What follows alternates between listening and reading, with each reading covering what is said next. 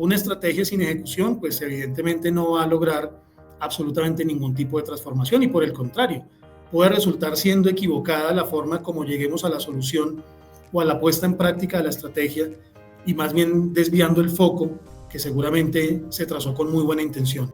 ¿Para qué trabajar cultura y liderazgo? Me dijo, para defender la institucionalidad, Ciro. O sea, en este caso la universidad necesita tener una identidad precisamente para poder plantear sus maneras de ser y de abordar la vida, los negocios, el estudiante, las problemáticas diarias. Bienvenidos nuevamente aquí a Change TV by Change Americas. Mi nombre es Ciro Pérez y como todas las semanas traigo información de valor para todos ustedes. Temas concernientes a la transformación empresarial, cultura organizacional, liderazgo y todos esos temas que nos llevan precisamente a acompañar los procesos para lograr compañías más competitivas. Precisamente en estos días tuve la oportunidad de invitar a una persona con la cual he tenido ya la oportunidad de compartir durante todo este año diferentes escenarios. Y es que precisamente mi vocación como docente universitario me ha permitido conocer gente maravillosa. Hoy, acá en Change TV by Change Americas, hemos invitado a una persona maravillosa, decano de una facultad de escuela de negocios de una universidad increíble como es la Universidad Compensar, y una persona que me ha dado la oportunidad de conocerlo un poco más y entender que esta vocación de ser docente se vuelve una adicción para algunos. Así que, sin más preámbulos, démosle una bienvenida a nuestro querido colega Gerardo Santos, decano de la Escuela de Negocios de la Universidad Compensar. Gerardo, qué gusto tenerte acá en nuestro Change TV. Ciro, muchas gracias, muy amable por esta invitación. Para mí también un gusto estar con ustedes y poder compartir algunas ideas con la audiencia. Muchas gracias.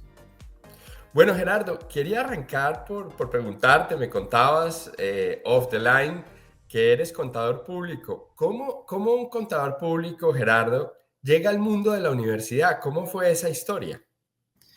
Bueno, incluso hoy, pasados tantos años de haberme graduado, a algunos colegas le digo que solía ser contador público justamente por estos roles que he asumido desde hace muchos años. Bueno, el tema está en que siempre desde muy joven en la universidad, este tema de la vocación docente me inspiró para poder tener algún recorrido en este camino. Así que, habiendo terminado la universidad, me ofrecieron quedarme como profesor titular allí en la universidad, porque se esperaba que hubiese un reemplazo pronto de una persona que ya se jubilaba. Sin embargo, mi decisión fue no aceptar, porque sentía la necesidad de trabajar y de poner en práctica los conocimientos que había adquirido. Entonces decidí irme más bien al mundo de la empresa, reconocer cómo es ese mundo y cuáles son las transformaciones, los retos y lo que significa estar en ese escenario. Y solamente un año y medio después, en una convocatoria en otra universidad distinta, decidí aceptar el cargo de profesor. Y desde allí, que eso fue el año 1998, llevo en el mundo de las universidades como profesor, coordinador, director de programa, decano. Así que ha sido un recorrido bien interesante en este mundo universitario. Y es que vas a cumplir ya, estás con 27 años de labor docente, la verdad, felicitaciones. Yo realmente hoy admiro y sobre todo de verdad contemplo mucho que las personas, en este caso como tú, decidan dedicar su vida al mundo universitario, porque es un mundo muy especial, es un mundo en el cual pasan muchas cosas espectaculares, pero también tenemos que ser supremamente directos y sinceros. También hoy en día muchas críticas alrededor de cómo la universidad se conecta o se desconecta del mundo de la realidad. ¿Cómo, Gerardo, un decano de escuela de negocios, que por cierto me gustaría también entender qué significa ser decano de una escuela de negocios, pero cómo un decano de la escuela de negocios logra conectar el mundo académico, el mundo de la investigación y tal vez el mundo de las letras con el mundo real, el mundo empresarial? Bueno, de hecho, Ciro, la crítica no es reciente, la crítica ha sido de hace muchos años. Justamente hace poco leía nuevamente el informe del Consejo Privado de Competitividad sobre la competitividad en Colombia y una vez más sale la recomendación de articular el sector productivo con la universidad.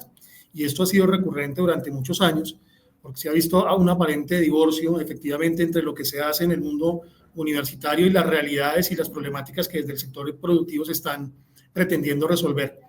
Y en el caso mío, pues evidentemente ha sido este camino en el que me ha llevado la universidad, de tratar de identificar que efectivamente no solamente los conceptos son fundamentales la razón en términos de la comprensión de las disciplinas y de las trayectorias que éstas pueden cumplir en términos de la generación de conocimiento, sino especialmente la necesidad de hacer aplicación de los mismos. Y esa aplicación pues tiene una connotación, por un lado, desde la perspectiva individual, es decir, desde lo que las personas pueden transformar su vida a partir de lo que saben, de lo que conocen, de lo que aprenden, pero muy especialmente para el sector empresarial, porque las disciplinas y las profesiones se crean justamente para resolver problemas, y los problemas están en el mundo de afuera, como usted dice, en ese mundo de la realidad, donde evidentemente hay cientos de miles de dificultades, pequeñas, grandes, dependiendo del tipo de organización, del sector, la naturaleza del mismo, las estructuras, pero todas tienen una demanda increíble y muy relevante a la hora de intentar resolver sus problemáticas. Y por lo tanto, desde una escuela de negocio lo que se busca es tratar de leer de la mejor manera esa realidad y conectar los conocimientos y las aplicaciones en soluciones prácticas que a la empresa le permitan transformarse. Se dice, escuchándote, y te voy a hacer varias preguntas aquí como flash, se dice que, pues, y me imagino yo que tener el rol de decano te pone a merced diariamente teorías, metodologías, autores. Se dice que muchas veces las teorías administrativas son reciclajes de algún consultor que cada cierto tiempo lanza un libro. Pero en tu caso particular, ¿cuál ha sido en estos casi 27 años de carrera profesional en una universidad? ¿Cuál ha sido la teoría, el autor, el libro que más ha incidido en tu mirada hoy acerca de los negocios, la universidad y las empresas? Bueno, Ciro, yo decía hace un momento que les digo a algunos colegas que solía ser contador, porque efectivamente liderar esta escuela de negocios en la que estoy hoy en día significa liderar 7 programas de pregrado, disciplinas muy distintas: contaduría pública, administración de empresas, mercadeo y publicidad, administración de servicios de salud, logística. Entonces he tenido que ponerme a la par de mis colegas intentando hacerlo, por supuesto cada uno desde sus grados de experticia, y por lo tanto he tenido que leer muchas cosas, pero sobre todo tratar de conversar mucho. Para mí tal vez lo más importante, y ya menciono tal vez algún autor, Ciro, ha sido en este recorrido la conversación con mis colegas, precisamente porque cada uno de ellos tiene una capacidad, un talento, un recorrido, una trayectoria que me ha permitido aprender mucho, que me ha permitido contrastar cosas que ni siquiera tenía yo en la imaginación, porque evidentemente cada disciplina y cada profesión tiene unas particularidades tales y unas formas de acercarse no solamente al conocimiento, sino también precisamente al mundo empresarial, que sin duda alguna, cuando uno se pone en la tarea de revisarlas al detalle, pues se encuentra un mundo completamente abierto a posibilidades de aprendizaje. Entonces, quisiera reconocer en mis colegas todos, profesores, coordinadores, directores y pues personas que han estado en la línea de la alta dirección de las instituciones en las que he estado, un aprendizaje constante de ellos. Ahora, teorías en este mundo de los negocios, yo creo que, Ciro, hoy también hay una realidad, y es que no solamente las teorías organizacionales son valiosas, sino que en general hay muchos conceptos claves. Y para mí ha significado un aprendizaje constante leer a Edgar Morin. Y Edgar Morin resulta que es filósofo. Y resulta que tiene una idea sobre el mundo de las organizaciones como un sistema vivo y como un sistema abierto, como un sistema de relaciones, que desde esa dimensión permite entender que una organización es más allá de la técnica, está más allá de los procedimientos, está más allá de las estructuras, está más allá del propio talento que la conforma, y más bien hay que pensarla como ese ecosistema que es capaz de comunicarse de distintas maneras a través de múltiples formas con sus grupos de interés. Entonces, si bien es cierto, no es una teoría organizacional propiamente dicha, sí es una forma de concebir los sistemas abiertos y los sistemas vivos, que sin duda alguna una organización lo representa perfectamente. Oye, qué interesante este autor, no lo había escuchado, así que aquí estoy escribiendo mientras tú me dabas tus ideas, yo escribí acá en ChatGPT quién era y cuál es, cómo puedo estudiarlo. Acá lo anoté. De hecho, me gusta mucho hacer estas preguntas porque además te voy a hacer otra pregunta. Tocaste el tema del Consejo Privado de Competitividad. Yo desde que el gobierno Santos creó el Consejo he seguido casi que de manera rigurosa todos los noviembres cuando se lanza el informe. Me gusta y definitivamente pues llego a una conclusión, es una opinión digamos personal, y es que Colombia tiene todo pero no tiene nada. Y eso me sorprende tremendamente porque en casi ningún ranking somos los mejores de algo, pero tenemos todo, ¿no? Alejandro Salazar, el famoso estratega que lanzó su libro La Estrategia Emergente, dice que Colombia es un país de una cantidad de recursos, empezando por recursos en las personas, las capacidades, pero mediocremente administrado. Gerardo Santos cree que, así como dice el Consejo Privado de Competitividad, que nos falta siempre como el centavo para el peso. ¿Cómo estás viendo tú el tema de la competitividad empresarial? Le voy a contar una anécdota de mi primer semestre de universidad y le doy paso a la respuesta. El profesor de economía colombiana siempre preguntaba, ¿Colombia es rica? Y todos contestábamos, Colombia es rica. ¿Por qué? Porque tiene recursos naturales, porque tiene ríos, porque tiene un talento humano increíble, porque somos el país hoy en día catalogado como el país de la belleza, bueno, una cantidad de cosas, y volví a insistir en la pregunta. Y en efecto me lleva esto a pensar, Ciro, y a responder que efectivamente no basta con tener capacidades y que no basta con tener una serie de recursos aparentemente disponibles. En efecto, hay que construir unas redes de valor que generen efectivamente transformaciones positivas y que logren que la competitividad sea primero un elemento inherente a la naturaleza y al pensamiento, no solamente político y empresarial, sino también de todos los que hacemos parte del conjunto de organizaciones que conforman el país. Y ahí es donde yo creo que está el problema. Entonces, análisis que se hacen del Consejo Privado y otros actores claves del sistema muestran que en efecto hay recursos, parece haber condiciones, parece haber estructuras que podrían ayudar, pero el relacionamiento y las capacidades de interacción en esa red son insuficientes. Y esa red, si no se configura de una manera adecuada, pues es muy difícil que logre unos resultados absolutamente, digamos, concretos y que puedan demostrar que efectivamente la competitividad en el país va subiendo. Ahí están los números. Efectivamente, usted bien lo dice, no somos líderes en nada, estamos incluso de media tabla hacia abajo, en algunos momentos incluso viendo cómo decrecen ciertos indicadores que resultan claves y que harían pensar que en lugar de avanzar retrocedemos, pero lo cierto es que igual hay un tejido empresarial que todos los días se moviliza en torno a crear otro tipo de condiciones, pero pues mientras no haya una integración real de uno de los actores, dos de los procesos, tres de las iniciativas y por supuesto una mentalidad que efectivamente nos conduzca hacia la transformación, yo creo que va a ser muy difícil que podamos de verdad tener cambios que se noten y que se hagan evidentes más allá del interés y de las buenas intenciones. Sí, yo complemento a tu idea y algo que me genera mucha sorpresa es que nosotros en Colombia muchas veces nos miramos el ombligo y nos vemos súper ganadores en el mercado. Sin embargo, hay otros que posiblemente están haciendo las cosas igual o mejor que nosotros. A la hora de grabar este capítulo de Change TV, uno de los grandes grupos empresariales de Colombia anunciaba la venta de sus negocios core a empresas o grupo empresarial de Guatemala. Y precisamente en este momento de la grabación estoy en Centroamérica y hablaba ayer con gente de Guatemala y me decía que de verdad ven a Colombia, ellos siempre admiran a Colombia, ven a Colombia como un país con potencias, ven a un país con 50 millones de personas, con un tejido social interesantísimo. Y yo les decía, sí, efectivamente, Colombia tiene demasiadas cosas buenas. Sin embargo, te quedas esta pregunta. Tú, desde la universidad, allá sentado, los estudiantes, hablemos un poquito de ese estudiante que hoy tú perfilas en el pregrado. Ese estudiante de hoy, ¿lo ves un ciudadano del mundo? ¿Lo ves un ciudadano preocupado por la competitividad empresarial? ¿O por el contrario lo ves como una persona preocupada por su empleabilidad, con grandes temores de poder conectar con el mundo real? ¿Qué estás viendo ahí? Me encantaría, porque yo no tengo esa fortuna que tienes tú de tocar a esos alumnos 19, 20, 22 años en ese momento en el aula.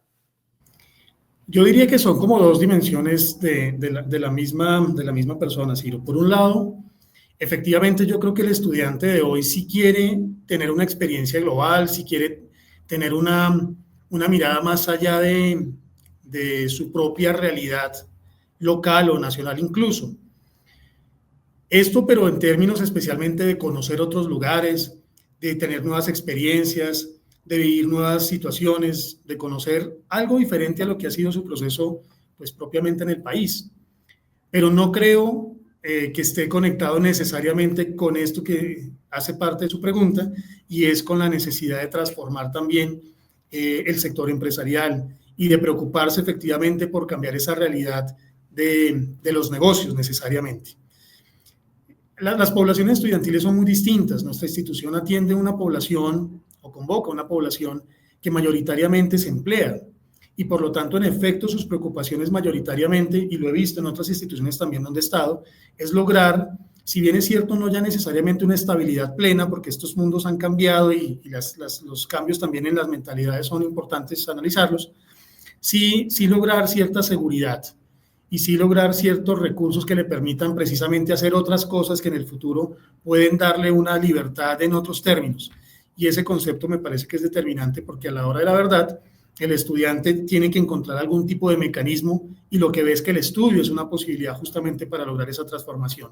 Pero no creo, y lo veo recurrentemente en los chicos, una preocupación real por conectarse con esas realidades empresariales. Más allá de eso, sí hay chicos que quieren, porque lo mencionan, generar otros negocios, hacer otro tipo de actividades, complementar con iniciativas más de tipo personal que enriquezcan su vida más allá del tejido empresarial, el tejido productivo del país.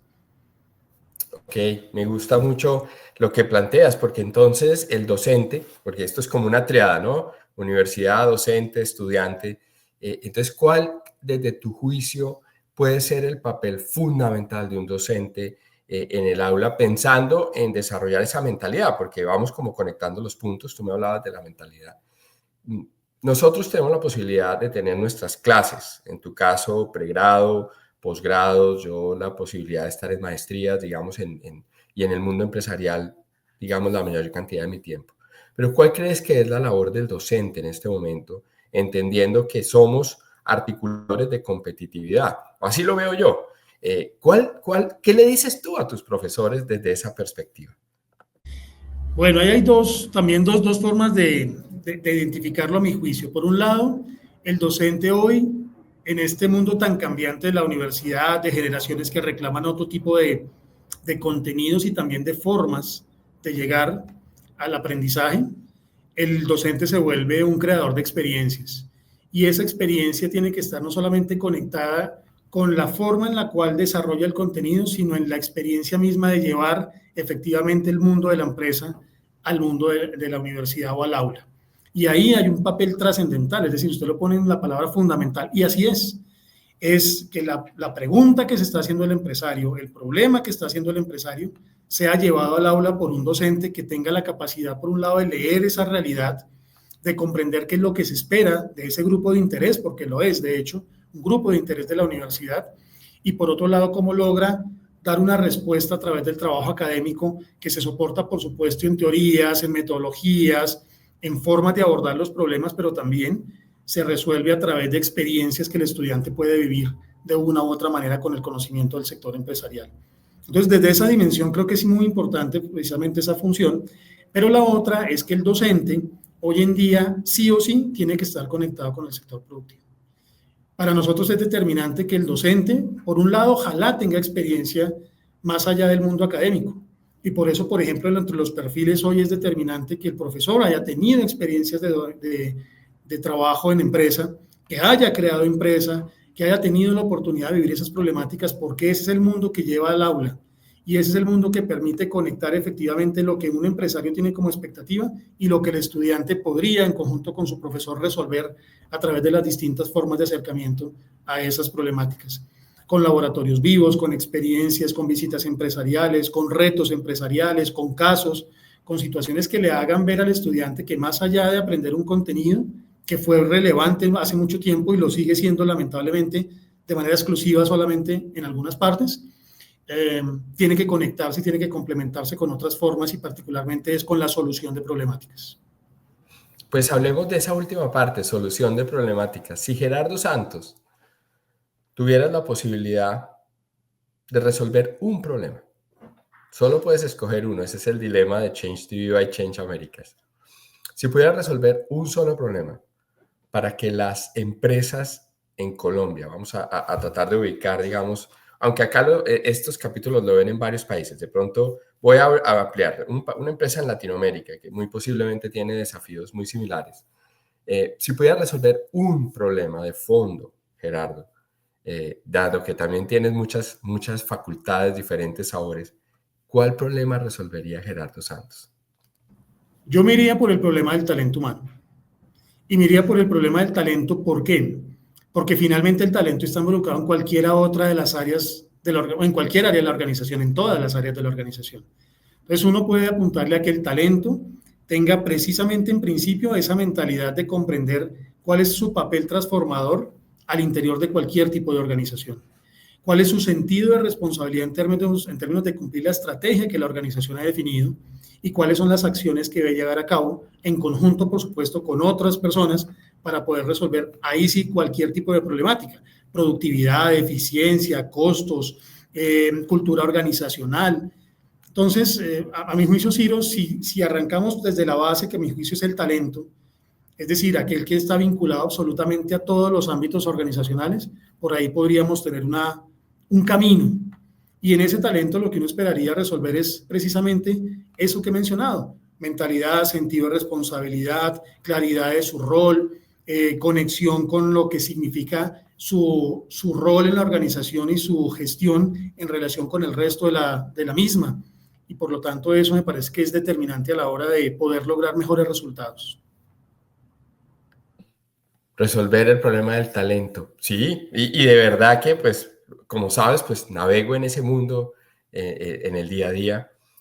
Y voy a hacerte una pregunta de talento. Desarrollar talento, pues, es una hipótesis, porque si no fuera desarrollable, pues, ¿para qué estamos como universidad? Imaginémonos, acá yo a todos mis invitados, desde que empecé en la pandemia este programa, me ha gustado mucho llevarlos como a desafíos de respuestas. Y te quiero proponer un desafío. Imaginémonos que vamos a estudiar en la universidad de la competitividad empresarial. Es decir, la persona que tome estos 5 o 6 días de estudio definitivamente va a lograr que su empresa sea mucho más competitiva, se transforme de cara a un futuro sostenible, genere recursos, si lo quieres ver así, gane plata, pero que también genere bienestar. Esa universidad, esa escuela que Gerardo pueda recomendarle a todos los que escuchan Change TV, ¿cuál sería la materia del día lunes? ¿Por dónde arranco yo esa cátedra? El lunes, ¿qué debería estudiar? Yo creo que el lunes debería estudiar la generación de valor.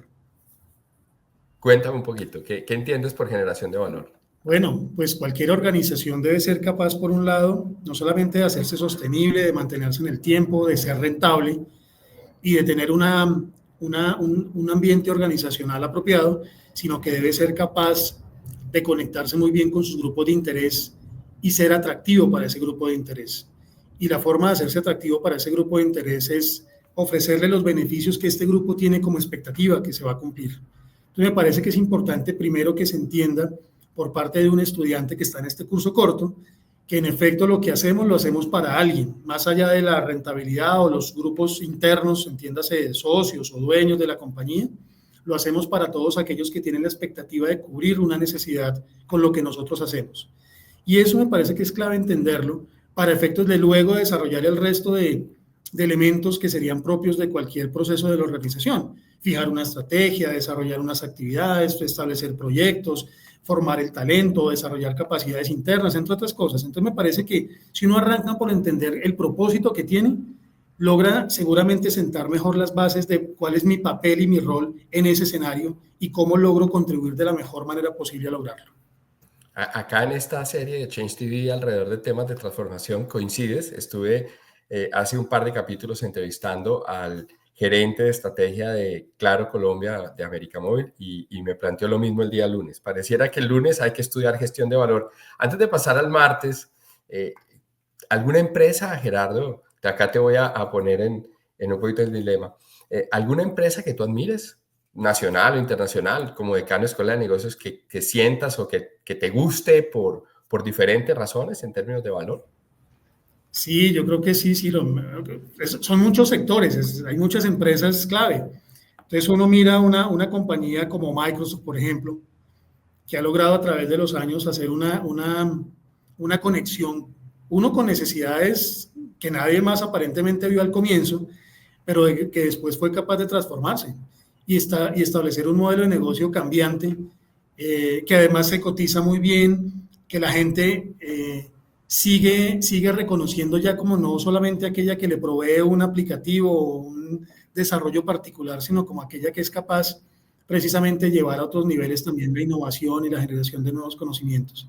Entonces me parece que es una compañía, pero hay muchas, hay otros ¿cómo no admirar, por ejemplo, una organización en Colombia como la Santa Fe, que ahora está pues muy de moda lamentablemente por muchas razones, pero que logra captar talento, que logra hacer investigación, que logra tener una trayectoria con un impacto social pues muy significativo. Entonces, en múltiples sectores hay organizaciones que a veces uno ni siquiera se pone a pensar si las admira o no, sino que en el día a día identifica acciones que son las que al final de cuentas nos permiten ver lo que son las organizaciones que pues lo dejan a uno realmente muy impactado sobre las cosas muy positivas que hacen. Definitivamente coincido contigo. Microsoft al día de la grabación de este capítulo, $511 el valor de cada acción. No paran de crecer, es impresionante. Yo tengo la posibilidad, pues acá Change Americas ha sido proveedor de Microsoft. Nosotros hemos tenido la oportunidad de acompañarlos en su proceso de desarrollo de equipos de alto desempeño y de transformación cultural. Y de verdad fue impresionante ver cómo todo lo que ha hecho su actual CEO, Satya Nadella, que es CEO desde el 2014, tomó esta empresa y no ha parado de crecer.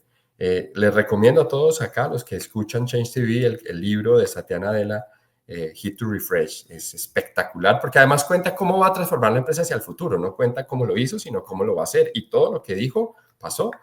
Bueno, el martes, ¿qué hay que estudiar el martes para hacer una empresa más competitiva? Yo recomendaría estudiar el martes estrategia.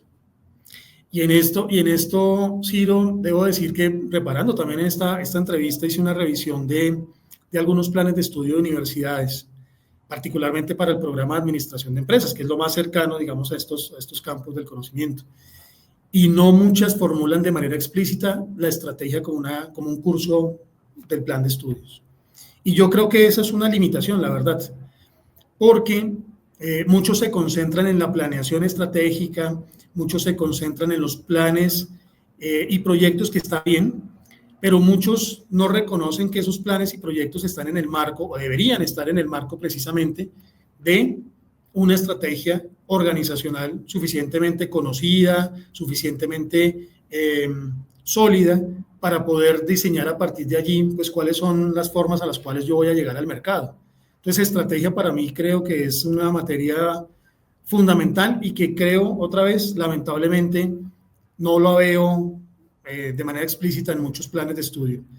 Eso hace que seguramente no se comprenda muy bien también cuál es su papel al interior de cualquier tipo de organización y en general del tejido empresarial, porque es clave que no solamente se vea una organización de manera individual o independiente, sino que se vea en conjunto con ese tejido del cual hace parte.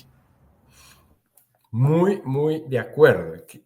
Definitivamente a nosotros cuando nos hacen preguntas como ¿cómo vas a ganar en el mercado? ¿Cómo vas a ser relevante en el mercado? ¿Cuál va a ser, digamos, tu ventaja en el mercado para ganar en el mercado? Nos cuesta mucho responder. Y definitivamente me encanta que hayas planteado el martes de estrategia, entre otras cosas porque cometemos un error y es creer que la estrategia es definir un documento o un plan. Por supuesto, la estrategia tiene varios elementos. Uno de ellos, digamos, es un mapa de ruta, si lo quieres ver como un plan. Pero me gusta mucho, entre otras cosas, coincido plenamente contigo que la estrategia no solamente es un tema clave para el martes en la escuela que me estás planteando en el plan de estudios, sino que definitivamente creo que la estrategia también tiene que ver en la manera como pones a conversar a un equipo ejecutivo sobre precisamente decisiones en el mercado. Y eso falta mucho. Muchas empresas, lo que yo he podido ver, Gerardo, es que muchas empresas no ponen a conversar sus ejecutivos. Y los ejecutivos siempre empiezan a hacer seguimientos diarios de operaciones, como del día a día, pero de hablar de estrategia, de jugadas en el mercado, de entender la competencia, de salir más allá, digamos, de su zona de confort, muy poquitos. Por eso valoro mucho el actual presidente del Grupo Bancolombia, quien cuando asumió su presidencia dijo, yo acá lo primero que voy a hacer es crear precisamente un conversatorio de estrategia todos los meses. Y eso es fundamental. Y yo le cuento esto a muchos ejecutivos y presidentes de compañía y muchos me dicen, oye, interesante, pero no lo llevan a la práctica. Miércoles, ¿Qué hay que estudiar el miércoles en la universidad en el plan de estudios de Gerardo para hacer que tu empresa sea más competitiva? Pero solo un comentario antes, Ciro, sobre el tema de las conversaciones. Es maravilloso que lo pongan. Hay un autor que se llama Humberto Maturana, seguramente lo conocen, biólogo, que ha trascendido el campo de la biología al de las organizaciones, precisamente, entre otros relevantes, y señala la conversación como un elemento determinante, no solamente para la construcción de la sociedad en su conjunto, sino efectivamente para cualquier ámbito en el cual pues, se pretenda lograr un propósito común. Y también, ahora mencionaba usted Alejandro Salazar, pues habla de la conversación como esa que permite justamente la emergencia de la estrategia. Y yo creo que en eso debo decirlo que mi carrera ha sido de conversar mucho, de estar muy cerca de los equipos. Usted me puede ver, probablemente algunos lo pueden tildar de microgerencia, pero es conocer al detalle en qué está cada grupo de trabajo, qué está haciendo el investigador, dónde va a presentar su ponencia, y eso le da a uno una dimensión distinta también de la ejecución, que seguramente ahora lo iríamos a ver. Oye, Miércoles. pero me tocaste, es que yo tengo que confesar que a mí estas conversaciones me producen tanto placer personal, precisamente porque me gusta conversar. No siempre fue así.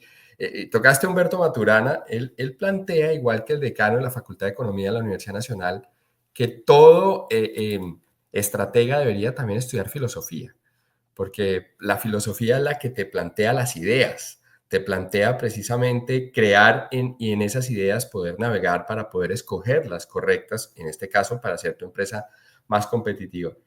¿Crees en el plan de estudios de Gerardo la filosofía entra o de pronto la dejamos como una materia adicional?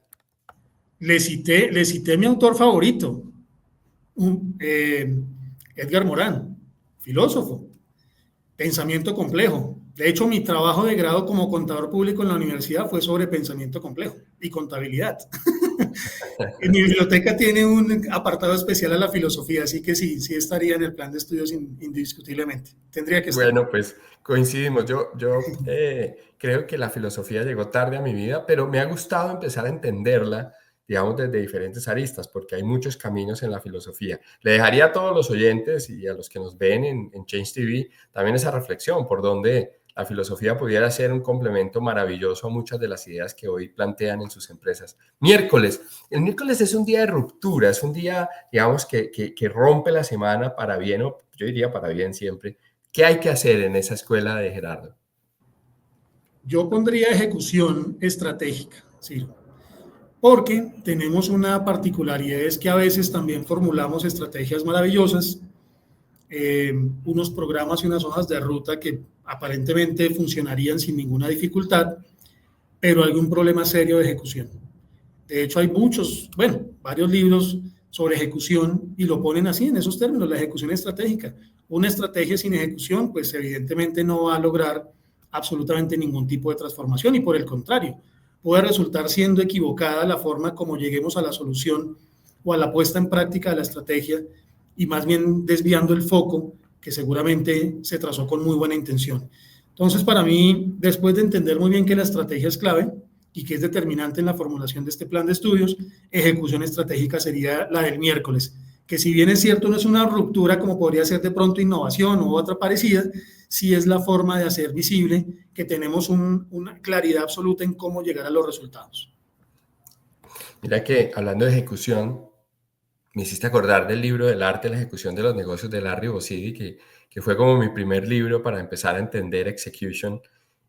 Harvard Business Review tiene toda una serie de literatura asociada a ejecución, porque yo tengo un jefe que decía que a los colombianos nos gusta la iniciativa, pero no la acabativa.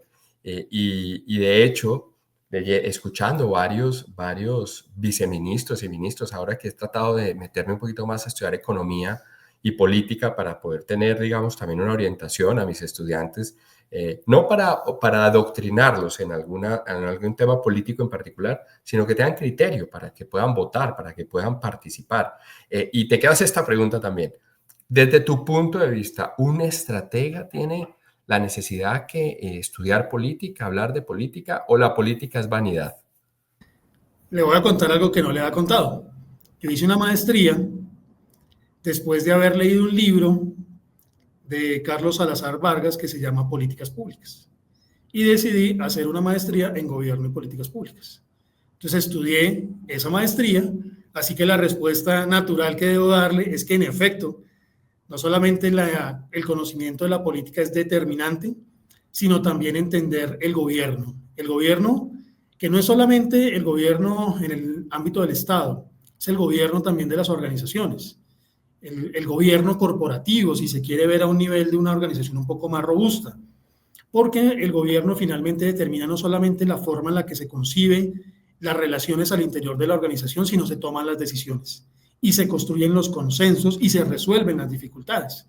Entonces, pues no pude encontrar una mejor respuesta de parte mía al decirle que en efecto tanto la política es clave, no solamente la política desde el ámbito público, sino también la política como una construcción colectiva que guía una organización pública o privada, sino también el gobierno que, como ya he explicado, es determinante en la forma en la que se ejecuta, porque de hecho es parte también de la ejecución. Muy buena entrevista. Entre otras cosas, estoy convencido que, por ejemplo, tocaste un tema de gobierno corporativo que podría ser un solo capítulo hablando de gobierno corporativo. Yo tuve la oportunidad de hacer en los Andes un programa de gobierno corporativo y me di cuenta de la cantidad de errores que cometemos en las empresas o de las oportunidades que dejamos pasar en no tener un buen gobierno corporativo, un buen coach, una buena junta asesora, un buen financiero que te ayude a valorar tu compañía. Gobierno corporativo es tan relevante que me atrevo a pensar que el miércoles de Gerardo tiene ya varias horas de estudio, pero no hay que dejar pasar este punto. El jueves, ¿qué estudiaríamos en la escuela que Gerardo nos plantearía para hacer que nuestra empresa sí o sí sea más competitiva? Yo plantearía el jueves cultura organizacional. Es muy difícil llevar una estrategia y lograr una ejecución adecuada si no tenemos un talento humano que logre comprender y que logre configurarse como un equipo que efectivamente sea de alto desempeño y que logre resultados favorables. Y eso se logra con un ambiente organizacional que motive, que estimule, que trascienda el cargo o el rol específico de las personas y ponga a jugar a los equipos en torno a sus propósitos comunes que han definido. Así que me parece importante entender más allá de lo estrictamente técnico, que seguramente se me va a quedar hasta para el sábado o el domingo, probablemente, pero sí creo que es absolutamente determinante que las organizaciones construyan su identidad también a partir de lo que quieren ser y de lo que como equipos pueden y son capaces de lograr. Si eso no es suficientemente comprendido, cualquier persona podría entrar a la organización y ni siquiera estar conectada con el propósito superior o con la misión o la visión como se haya definido al interior de la misma. Entonces me parece clave que haya una identidad que se construya conjuntamente y que logre ser parte precisamente de toda esa trayectoria que espera la organización construir. Me hiciste acordar una frase de nuestra rectora Margarita que le pregunté a Margarita Anes, para los que no la conocen, rectora actualmente precisamente de la Universidad Compensar. Y le pregunté, Margarita, en palabras concretas, ¿para qué trabajar cultura y liderazgo? Y me dijo, para defender la institucionalidad, Ciro. O sea, en este caso la universidad necesita tener una identidad precisamente para poder plantear sus maneras de ser y de abordar la vida, los negocios, el estudiante, las problemáticas diarias. Yo creí que ibas a dejar por fuera cultura, pero me encanta que lo hayas planteado el jueves, pero por supuesto, porque además, pues, me encanta, lo trabajo, lo estudio. Por cierto, es una teoría administrativa relativamente nueva, no hay demasiados autores más allá de los últimos 50 años. Y creo que eso es lo bonito de la cultura, que es algo que todavía es un fenómeno de estudio como cualquier otra, pero es un fenómeno que está creando o emergiendo en teorías últimamente. El viernes, yo diría que el viernes, bueno, cuando yo estudiaba en la universidad, los viernes eran como ese momento también un poquito como de diversión, le decíamos nosotros los huecos, ¿no? En esa época, yo no sé si ahora todavía eso pase o no. ¿Qué hay que estudiar, Gerardo, para hacer más competitiva la empresa de acuerdo a tus experiencias? Bueno, el viernes como uno se viene más casual, algunos usan tenis, todo lo demás, el viernes para mí sería el viernes de innovación, de creatividad e innovación. Una organización que no esté pensando en transformarse, no porque sea una moda, no porque sea una una necesidad solamente que plantea el mercado, sino porque reconoce que debe ser capaz de estar leyendo recurrentemente al mercado, a sus grupos de interés, pues es una organización que probablemente va a quedarse muy rápidamente en el tiempo y que va a perder valor y no va a capturar valor de sus grupos de interés. Entonces la innovación se vuelve un elemento clave, determinante, no solamente la innovación desde la perspectiva de la generación de nuevos productos, nuevos modelos de negocio, nuevos servicios, sino también de formas de hacer las cosas, de plantearse su día a día, porque muchas veces, y nos lo encontramos frecuentemente, no solamente en las empresas, sino que también, por ejemplo, en los ámbitos en los cuales nos movemos, pues hay situaciones que en el momento analiza uno que pudieron resolverse de una manera distinta, de manera mucho más práctica, más ágil probablemente. Entonces, creatividad e innovación sería la del viernes, precisamente porque una organización que no innova es una organización que probablemente muy rápidamente se va a quedar en el mercado. Quiero respetar tu tiempo porque sé que tienes una agenda muy apretada y como te das cuenta, en televisión se pasa tiempo muy rápido, pero es que una buena conversación tiene esa particularidad, genera flow y el flow hace que el tiempo se vuelva secundario. ¿El sábado y el domingo hay que estudiar o hay que parar y frenar y descansar? Hay que estudiar, y yo creo que hay otras formas. Hay que parar un poco también, o sea, cuando llegamos a niveles en los que el trabajo se vuelve el centro de la vida, probablemente uno cuando lo está haciendo no lo nota, pero con el paso del tiempo uno siempre dice, algo dejé de hacer. En estos días tuve una conversación con un colega y me decía, yo vivía en muchos trabajos al tiempo, vivía en varias instituciones a la vez, y salía de una y me iba a la otra y todo lo demás. Y luego mi hijo, me decía él, me lo reclamó. Hoy mi hijo ya es grande, ya estudia en el exterior, hace otras cosas. Y yo creo que ese es un mensaje que no es único, es decir, que es un mensaje que muchas personas han dado y que de hecho está planteado también en la literatura hoy ya cada vez de manera mucho más frecuente en la necesidad de establecer no necesariamente un balance, dicen algunos, porque el balance va a ser muy difícil lograrlo, pero sí un estado de equilibrio que permita que las personas también vivan una vida personal que le permita enriquecer precisamente lo que es el día a día también en su mundo del trabajo. Si no hay una actividad personal en familia, del deporte, de la música, del arte, de la ciencia, pues difícilmente uno va a tener capacidad también para lograr una satisfacción y una vida en la felicidad también de la que se habla hoy de manera más recurrente en las organizaciones. Entonces hay que parar, pero diría que también hay que estudiar y decía que de una forma distinta. A algunos les toca porque evidentemente no tienen otros tiempos y tienen que estudiar los sábados y los domingos según sus planes de estudios o sus universidades. Pero yo diría que el estudio del fin de semana es un estudio de la lectura, de la reflexión, de tratar de también mirar qué pasó en la semana en lo que uno hace y decir por dónde puedo modificar lo que hago, cómo puedo fortalecer o cómo puedo redireccionar, porque la reflexión a veces en el día a día no se da suficientemente y el mundo del trabajo lo absorbe uno en la dinámica y en las actividades diarias, y hacer el alto también está en que el estudio no es solamente repasar una materia, una teoría, un contenido, un autor, sino revisarse uno mismo también, en términos de qué hice, qué dejé de hacer, cómo puedo cambiar, cómo puedo liderar el equipo de otra manera, cómo puedo aprovechar mejor las capacidades y cómo puedo también contribuir de distintas formas a ese ámbito en el cual me desenvuelvo. Entonces el estudio creo que es permanente, o sea, quien no estudie, no solamente porque está en el mundo de la universidad, sino en el mundo del trabajo, creo que también puede quedar ahí con alguna limitación. Y quiero cerrar. Tengo muchas preguntas, pero voy a respetar tu tiempo. Solo las últimas dos. Hay una que a mí me ocupa mucho, que quisiera escuchar tu punto de vista.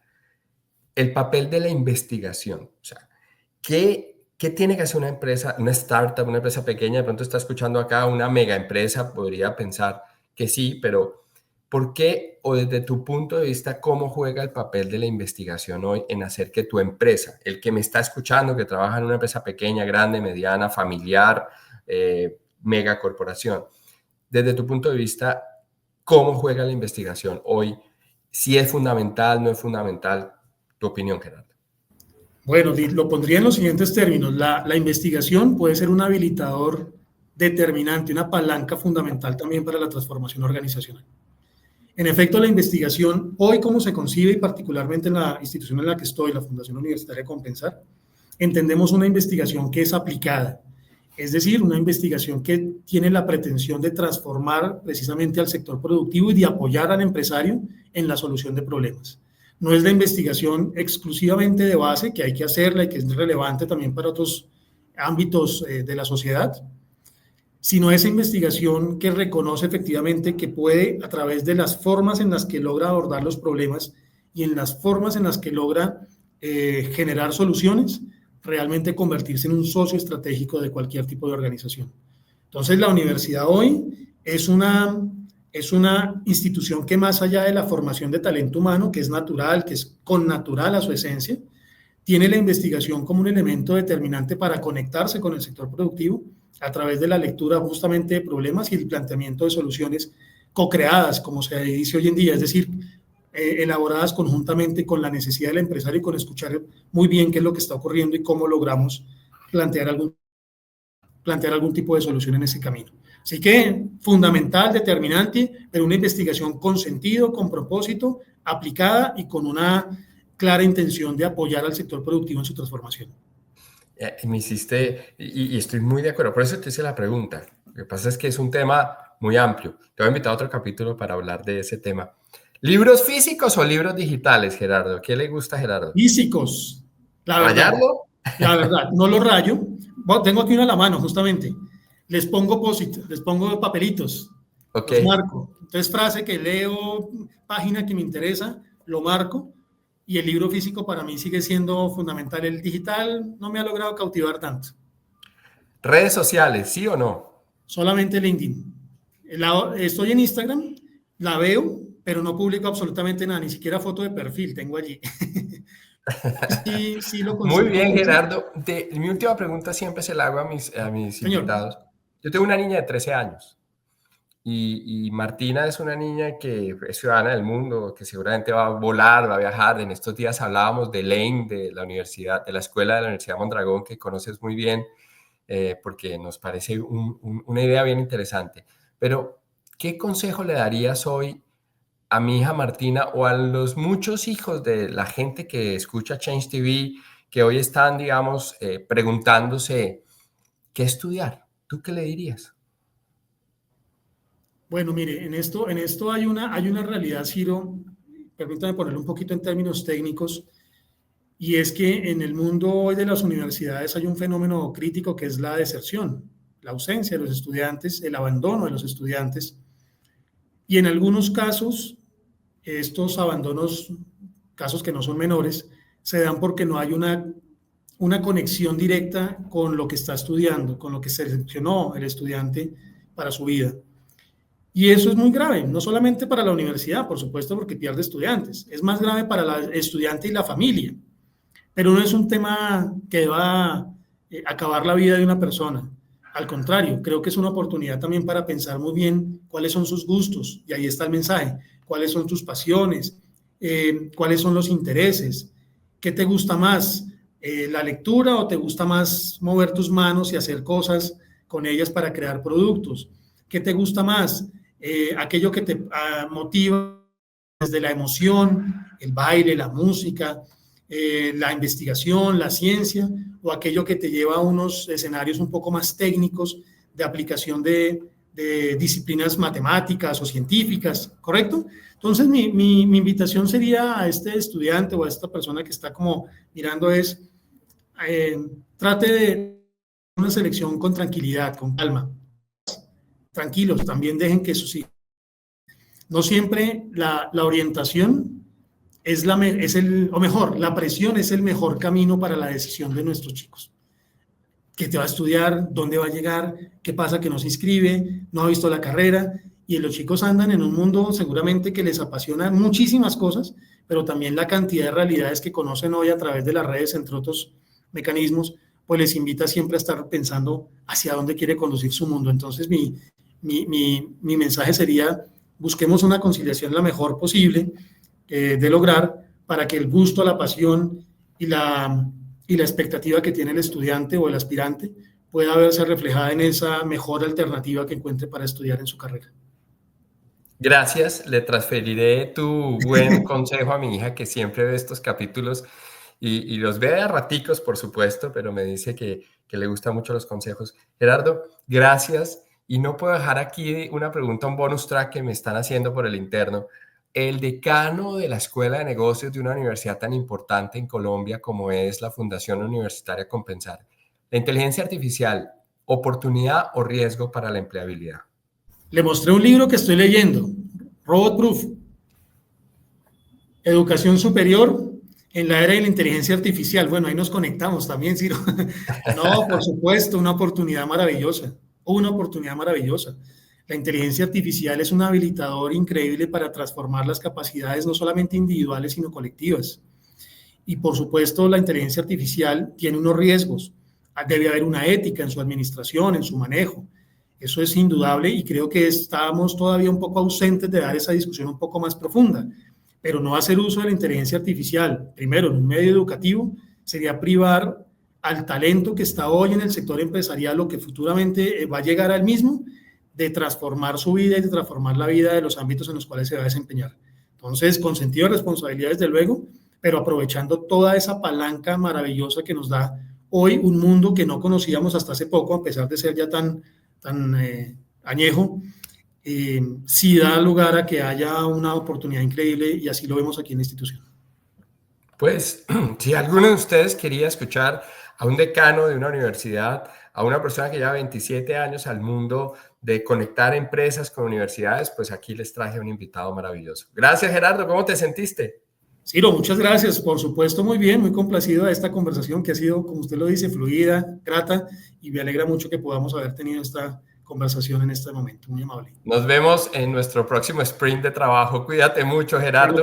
Para los que no saben, estamos trabajando también juntos por transformar universidades. Cuídense mucho. Estamos atentos a nuestro siguiente capítulo acá en Change TV by Change Americas. Chao, chao.